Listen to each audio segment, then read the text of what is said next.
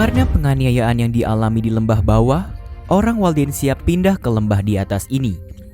Mereka tidak melakukannya untuk bersembunyi. Yang pertama, mereka menghindari penganiayaan. Tapi setelah mereka sampai di sini, mereka mencoba hidup normal seperti biasanya. Dan normal bagi mereka adalah melatih para misionaris dan melatih anak-anak muda mereka dalam hal bagaimana untuk belajar dan bagaimana mengajarkan Alkitab. Di sini, di Institut Pendidikan Barbs, berdiri sebagai suatu contoh seperti apa banyaknya sekolah lain yang tersebar di seluruh lembah, di mana mereka akan mengajar dan melatih anak-anak muda mereka untuk menjadi misionaris di seluruh Eropa.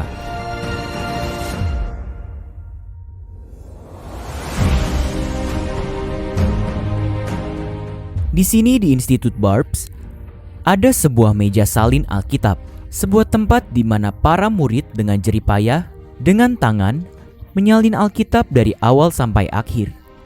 Anda perhatikan, Alkitab sangat penting bagi orang Waldensia. Mereka memilikinya dalam bahasanya sendiri.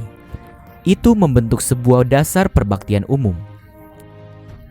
Ada juga perkumpulan anak muda yang bertemu bersama dan berkomitmen menghafalkan sebagian besar Alkitab.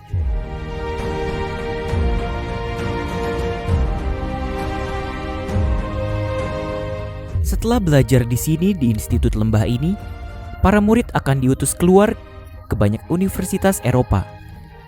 Kita mengetahui beberapa negara yang mana mereka pergi adalah Inggris, Skotlandia, Perancis, Spanyol, Jerman, Republik Ceko, Polandia, Lituania, Bulgaria, dan Kroasia. Dan seiring mereka keluar sebagai murid, mereka belajar untuk menjadi dokter, perawat, ataupun pengacara. Mereka akan belajar berbagai bidang, tapi tujuan utama mereka ke sana adalah menjadi misionaris yang menyamar. Mereka juga akan membawa Alkitab. Mereka juga mengirim misionaris keluar sebagai pekerja, mungkin keluar sebagai juru ukir, atau sebagai ahli seni dan pedagang, dan juga membawa Alkitab bersama dengan mereka, dan mereka akan pergi ke berbagai dataran Eropa. Mereka tidak dapat memiliki Alkitab karena itu ilegal.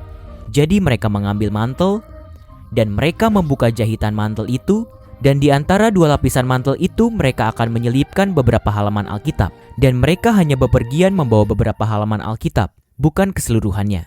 Dan saat mereka menemukan seseorang yang mereka pikir tertarik akan Injil, mereka akan mengeluarkan Alkitab dari jahitan mantelnya dan membagikan kebenaran firman Tuhan kepada mereka. Mungkin Anda bekerja di klinik dokter saat ini. Mungkin Anda seorang perawat di rumah sakit. Atau Anda mungkin seorang guru di sekolah. Atau seorang pengacara di kantor pengacara. Anda tidak di sana hanya untuk menerima gaji bulanan untuk membayar tagihan. Anda di sana sebagai seorang misionaris. Tuhan telah menempatkan Anda di sana untuk tujuan khusus. Mungkin ada orang di tempat kerja Anda yang Tuhan tahu hanya Anda yang dapat menjangkau mereka. Begitu juga sebagai murid.